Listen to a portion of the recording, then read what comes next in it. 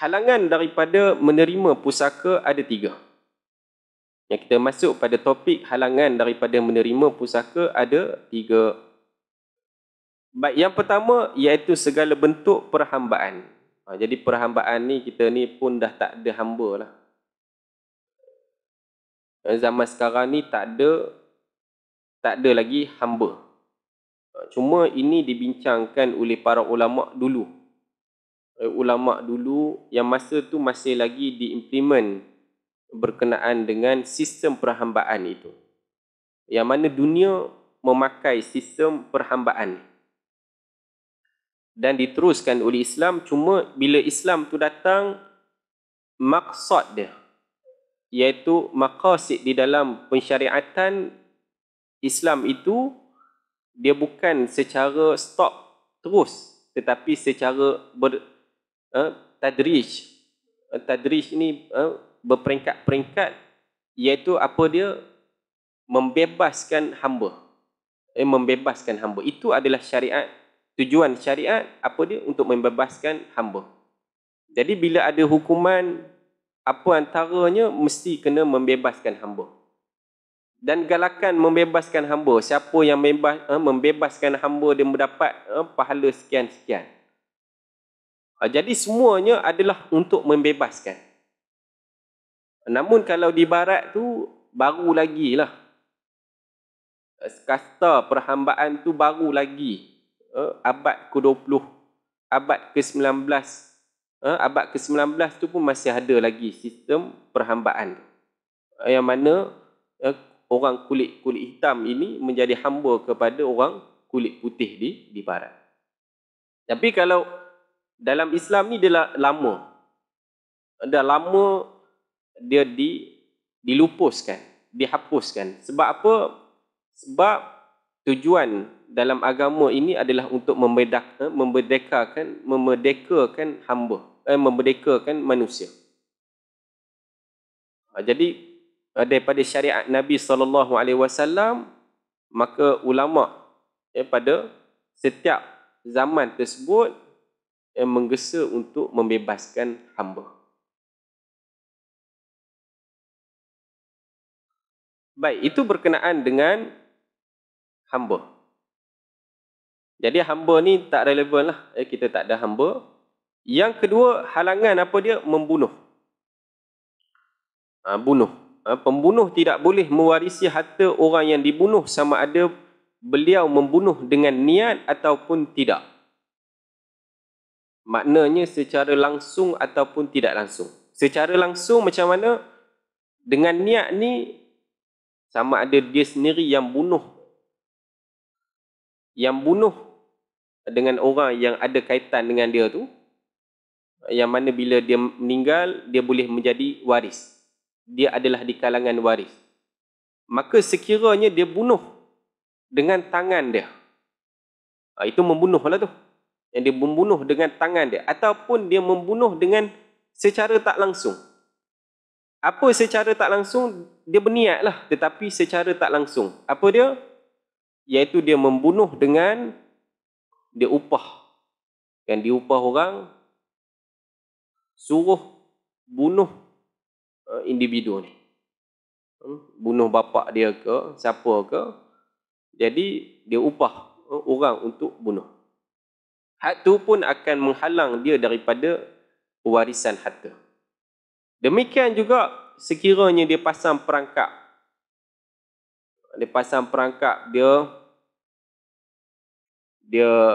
kan ada orang dia rosakkan brek kereta ke ataupun sebagainya, maka itu adalah membunuh juga dengan niat.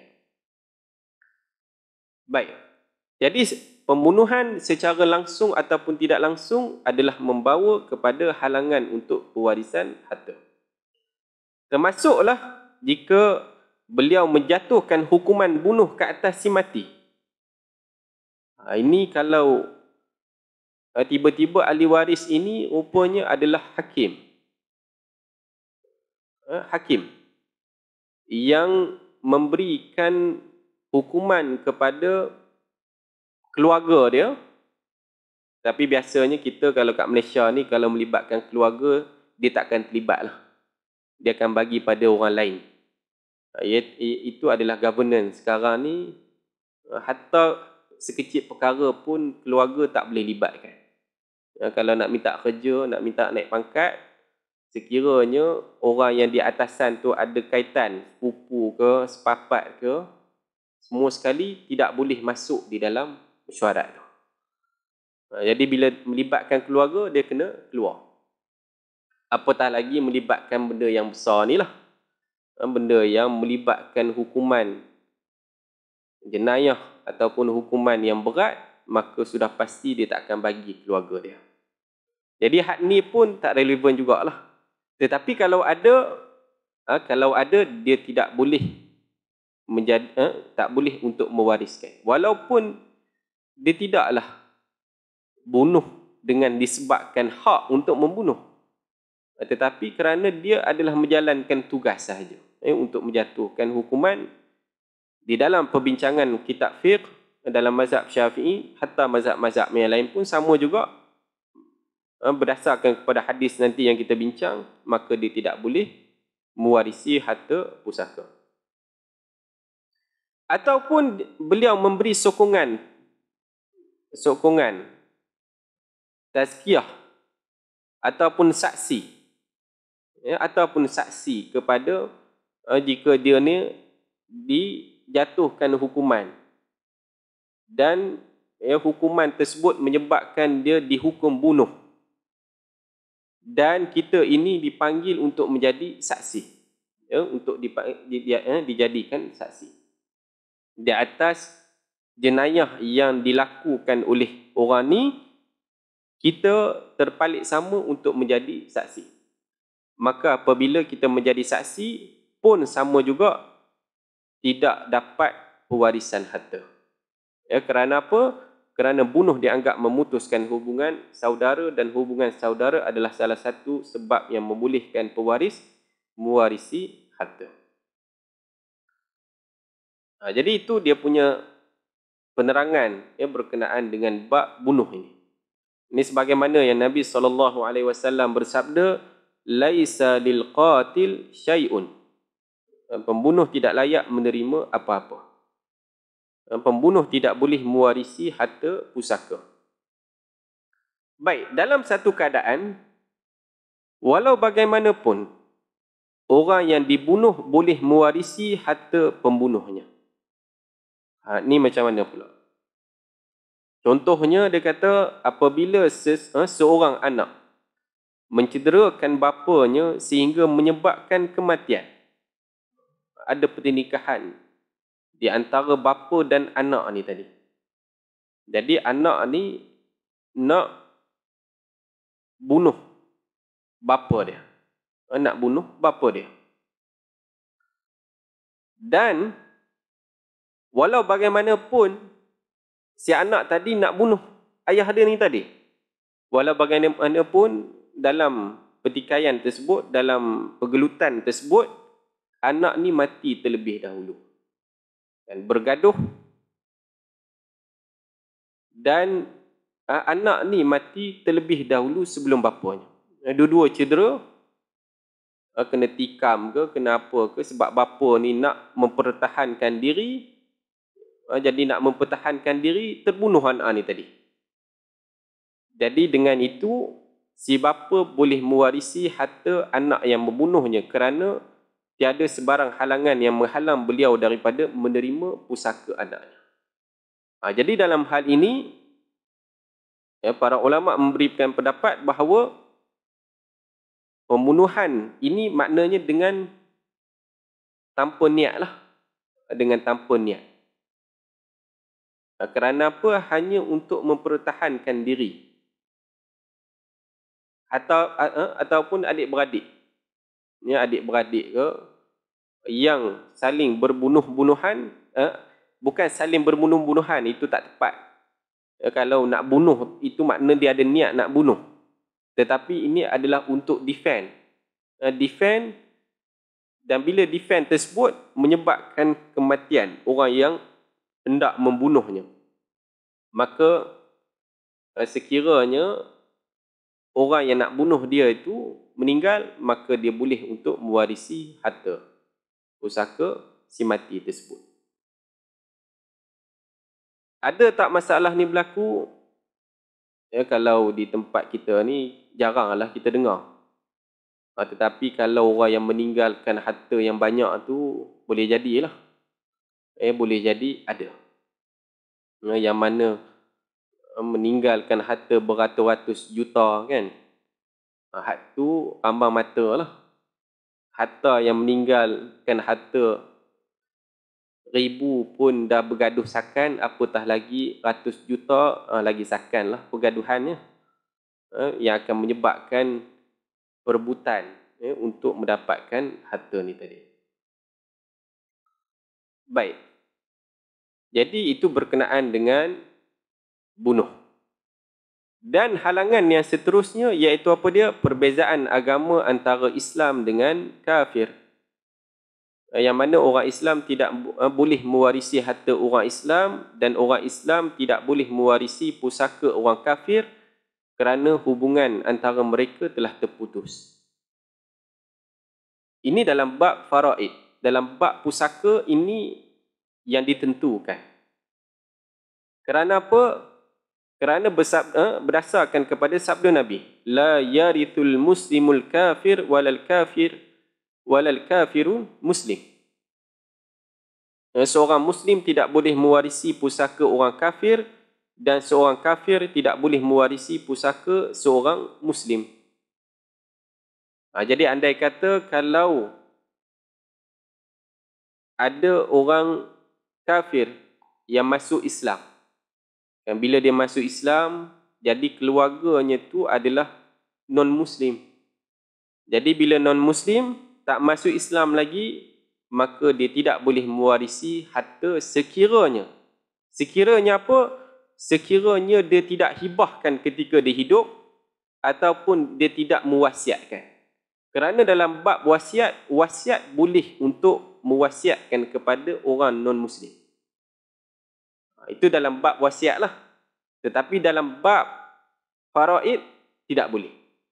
Dalam bab faraid tidak boleh untuk diwariskan kepada orang bukan Islam. Hatta kepada keluarga. Jadi dalam keadaan tersebut, kemungkinanlah ibu dia ni seorang yang sangat baik. Seorang yang sangat banyak membantu dia. Jadi jasa dia pun banyak.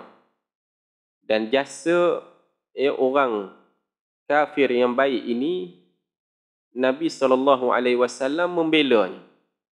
Dalam hadis Nabi menyebut, sekiranya dibuat kezaliman kepada non-Muslim yang zimmi dan tidak dibalas di dunia ini, maka aku akan menjadi saksi kepada orang kafir ini di akhirat nanti.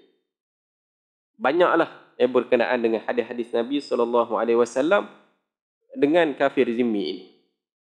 Untuk membelanya bila mereka ini patuh dan melakukan, membuat hubungan yang baik sesama orang Islam. Jadi bila kemungkinan si ibu kepada orang mu'allaf ini, dia baru mu'allaf yang ibunya tidak masuk Islam. Namun dalam masa yang sama, ibu ini yang menjaga dia daripada kecil sampai ke besar, yang bantu dia macam-macam lah. Bantu dia macam-macam. Maka pada waktu itu boleh untuk si mu'allaf ini mewasiatkan harta dia untuk si ibu dia yang tak Islam. Yang tak Islam dia tadi. Tetapi dalam bab pusaka ni, disebabkan dia ada dia ada nas yang warid.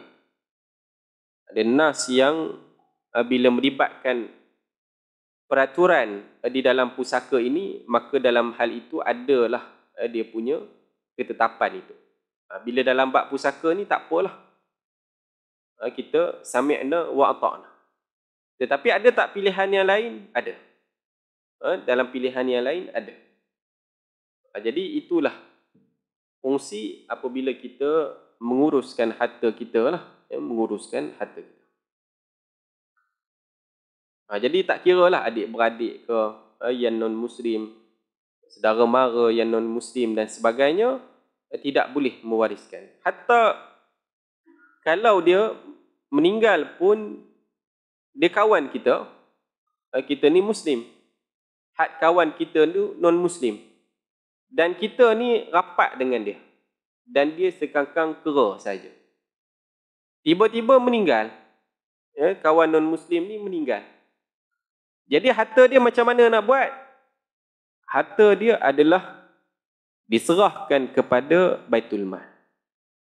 Melainkan kalau dia hadiahkan kepada kita siap-siap. Ketika dia hidup. Ketika dia hidup, dia hadiahkan kepada kita.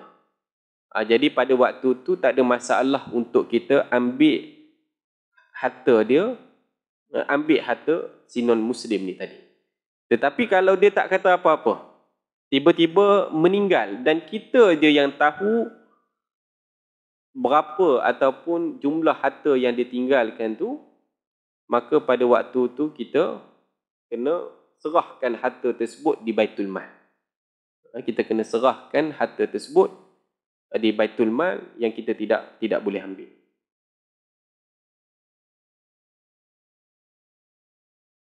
Dalam kes ini, murtad juga dianggap kafir. Orang yang murtad tidak boleh mewarisi pusaka dan tidak boleh diwarisi. Malah harta ni dianggap sebagai harta faid dan diserahkan kepada Baitul Mal. Sama ada harta tersebut diperolehi ketika masih Islam atau setelah murtad. Jadi, ini berkenaan dengan sekiranya kita ada kawan daripada non-Muslim yang rapat, tetapi dia pun tak kata apa tentang harta dia tersebut, dan dia meninggal, maka harta dia ni tadi kita kena serahkan kepada Baitul Mal kalau tak ada siapa yang tuntut. Tetapi kalau keluarga dia tuntut, itu bukan lagi masalah kita lah. Bukan lagi masalah kita. Sekiranya ada keluarga dia yang menuntut harta tersebut. Ni jangan pula bila kita anggap keluarga dia non-Muslim, kan, keluarga dia pun bukan Islam. Hatta ada keadaan yang keluarga dia pun buang dia. Jadi tak boleh sewenang-wenangnya untuk kita ambil. Kerana apa? Kerana pewarisan itu mereka layaklah untuk mendapatkan harta pewarisan daripada non-Muslim. Kan non-Muslim layak untuk mendapatkan hak pewarisan daripada non-Muslim juga. Tetapi sesama Islam tak boleh. Untuk orang Islam tidak dibolehkan. Baik, itu berkenaan dengan halangan. Halangan hijab. Halangan-halangan yang menghalang seseorang itu mendapat harta pusaka.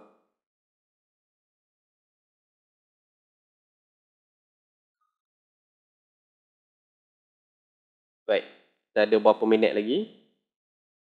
Kita masuk kepada bab pewaris lelaki dan perempuan. Jadi banyak ni list keluarga yang boleh termasuk di dalam pewarisan. Namun dia ada level dia yang mana sekiranya yang utama ni ada, dia boleh menghalang. Jadi kita nak tahu siapa yang menghalang siapa dalam kes ni.